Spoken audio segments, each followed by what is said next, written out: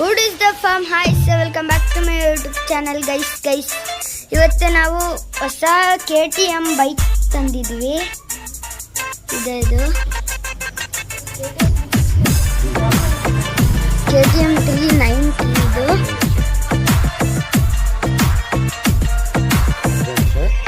adventure